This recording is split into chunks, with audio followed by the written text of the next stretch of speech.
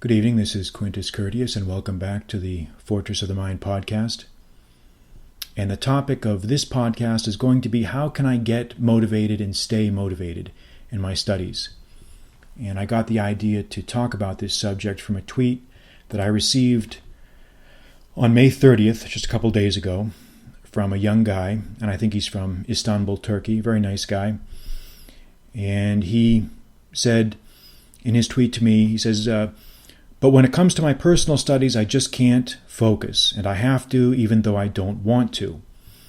And I had replied to him, I said, most of life is doing what you don't want to do. No magic wands or rabbits out of the hat. Suck it up and do it. And that's certainly good advice. That's the type of thing that he needs to hear, whether he wants to hear it or not. And he liked it because he responded back and said, hey, that's why I asked you rather than those life hack dudes. But when I had more time to think about it, I thought, I think this guy would benefit from some more detailed answers, a little bit more of a detailed answer, if we could flesh out what we mean with a little bit more detail. Because there's a lot of guys out there, they just don't even know how to go about starting the process. A lot of things that I take for granted because, maybe I have a certain mentality or I came from a certain background or I've had certain life experiences. Other people, they're not starting at the same point as you are. And maybe some of these younger guys, they just don't even know where to begin. They're literally just lost even at the get-go. They don't even know what starting gate to leave out of. And there's nothing wrong with that. Everybody has to learn somehow. But I thought that, maybe I was a little bit hard on this guy and that maybe I should give him more of an amplified and a more fleshed out answer. So I'm going to try to do that to the best that I can when we talk about keeping motivated in personal studies. As I see it, there's a few techniques that you can really use to get and keep your motivation. And you're right. These are not. There is no such thing as a life hack. There's no such thing as life hack. Changing your habits, changing your lifestyle, changing how you improve yourself is a life process. And the people that say otherwise should have their fingers hacked off. That's my idea of a life hack, is hacking off the fingers of people who write such ignorant nonsense as to say that you can just flip a few switches and everything's going to be great. No, it's not going to be great. You're not great. Everybody's got a lot of work to do. There's a long way to go for everybody. There's a lot of work to be done, and we're not all right. Not everybody's all right. A lot of people need a lot of improvement. Think of that scene in Goodfellas when the character Spider, I forget what his name is. He's a frequent character actor. He was in The Sopranos, but anyway. Remember, there's that scene where he gets shot in the foot by the Joe Pesci character, and Spider comes over and says, "Yeah, I thought you said you were all right." And Joe Pesci says to him, "No, Spider, you're not all right. You got a lot of problems. He added an expletive in there, but you get the idea. Anyway, I'm not saying that that this guy's got a problem. I'm using that story for just for illustrative purposes to make the point that everybody needs improvement. Everybody needs improvement. No one is exempt. No one just arrives magically at this destination of wonderfulness. You never reach the end zone. You never do. But you've got to keep trying. I have to try every day. I have to give a max effort every day. You've got to give a max effort every day. Everybody does. Because what's the alternative? So I think the first technique you can really use to really find and keep your motivation is to take on responsibilities. Take on small responsibilities. Take on medium responsibilities. Take on large responsibilities. And by doing these little tasks, you will build up a habit of being on the hook for stuff. You got to be on the hook for stuff. You got to put your ass on the line at some point. You've got to feel fear. And I've said this before, but fear is one of the most underappreciated motivators. Nobody likes to say that, fear is bad. No, fear is not bad. You'd be surprised what you can do if somebody put a 45 against your temple and told you either you're going to do this or, you're going to be in some serious trouble. You'd be surprised what you can do with the power of motivation. I think even Stephen King wrote a story, I think in one of his short story collections. It may have been Night Shift or one of those other early short story collections. And this story was called Quitters Incorporated. And the idea was we're going to make you, or with our company, you're going to stop smoking. And the catch is, without giving away too much of the story, is that they put you in fear of your life. That if you don't quit smoking, you're going to be physically harmed. Now it's fiction and it's somewhat tongue-in-cheek, but the point is still a valid one. You'd be surprised what you can do if you really felt fear of the consequences of knowing that you were going to fail. You'd be very surprised. Very surprised. I've seen guys who never thought they could run they never thought they could run 3 miles in 18 minutes, and all of a sudden when they're faced with some serious consequences, all of a sudden they move hard. So by taking on responsibilities and carrying them out, you will build up a habit of responsibility. You'll build up a habit of getting things done. The motivation will become automatic, because the original point that I made is true. Most of life is doing what you don't want to do. Get used to it. 95% of life is going to be doing things you don't want to do. Doesn't matter whether you like it or not. You got to do it. You just have to do it.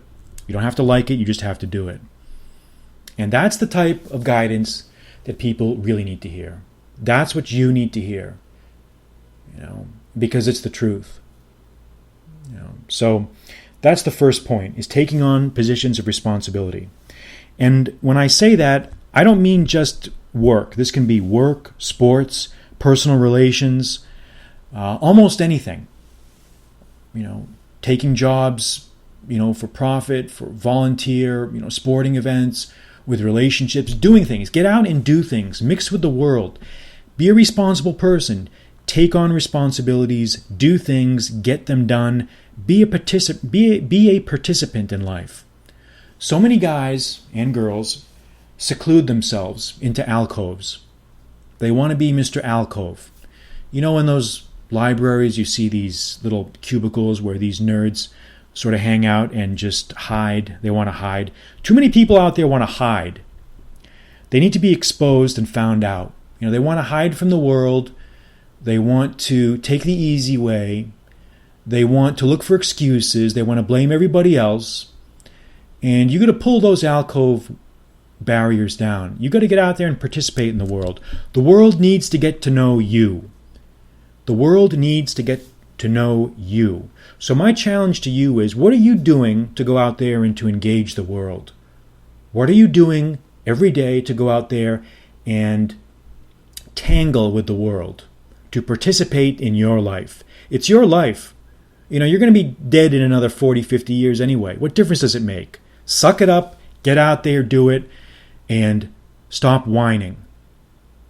Because at the end of the day, the only one that cares about you is you. Nobody cares. Your family cares up to a point, but that's about it. And even they can't help you. They can help you up to a certain point, but at the end of the day, when you are peering over the edge of that abyss, you're the one who has to look at your own reflection in the water. Nobody else. So the first point is to take on positions of responsibility. The second thing might sound basic, but you should check on this. Make sure your health is good. Get a physical, because staying motivated and staying focused is a mental and physical discipline. To be a participant in life, you've got to be someone with a healthy body. You've got to have decent health. You've got to have your body has to be working in a functional manner. And if you're living off of junk food and garbage and nonsense every day, then you're not going to be successful in doing anything. You're not going to be able to put one foot in front of the other. You're not going to be able to do anything with any level of productive achievement. So change your diet if you have to. take on an exercise regimen. I'm not going to tell you how to eat. I'm not going to tell you how to take on an exercise regimen. There's 1,000 million books out there and podcasts that talk about that. You don't need another one. What I'm telling you is, don't think about it, do it.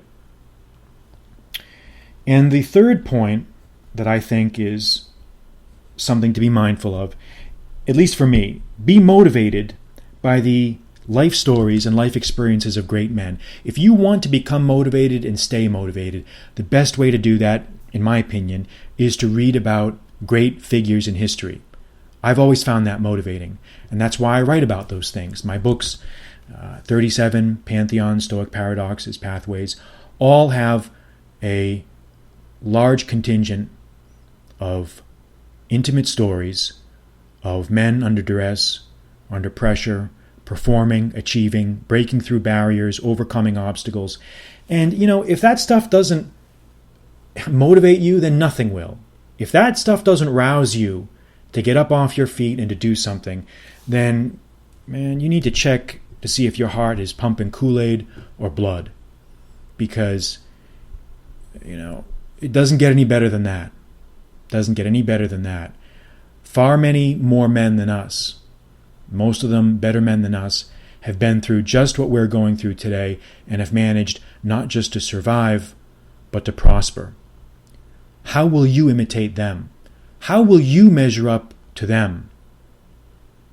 These are the questions that we need to be asking ourselves. And in another month or so, less than a month, or about a month, I'm going to be releasing my translation of Cicero's On Duties, which has been a life effort, really, in many ways. And that's going to talk about more guidelines, more things to think about to stay motivated. You're going to find plenty of material in there to enable you to get your motivation and keep your motivation. So you've got to do the work, man. You've got to do the work. Nobody cares about you but you. And the last thing, since you brought up academic achievement in your studies, the last point to getting and keeping motivation is take breaks. The mind cannot take constant, intense pressure and stimulation all the time. You've got to take breaks. And that's why I think that little bursts of intense effort are more productive than long, drawn-out, slogging matches. Okay, take breaks. Study intensely, take a little break. Go back with a little bit more intensity, take a break. Study in different places. I mean physically different places. Study in your room one day. Study at the library the next day. Study somewhere else the other day. You've got to change your locale because the mind operates on the assumption of association. The mind often associates things better and helps it retain things better when it has different surroundings. I'm not sure exactly why that is, but I'm sure the neurologists can give us an explanation on that. But it doesn't matter why, just do it. And I talked about this indirectly in one of the chapters in 37 when I talked about how to learn foreign languages. And one of the techniques that I found that worked for me was to study different languages in different places. Have one desk in one room just for that language. Have another desk in a different room just for that language. Don't mix them because you have to keep stuff compartmentalized. You have to allow the mind to freely associate geography with the lessons that are being studied. And if you do that, your memory retention will skyrocket, will be much better. So those are the techniques. This is going to be a short podcast. There isn't a lot to talk about. I'm not going to beat this to death with a lot of irrelevant stories. You get the idea. So let's review. Let's review very quickly here. Number 1, taking on positions of responsibility, small, medium, and large. And as a subset of that, making use of fear. Number 2, checking your health issues, making sure you're eating right, you're exercising right, and you're getting enough sleep.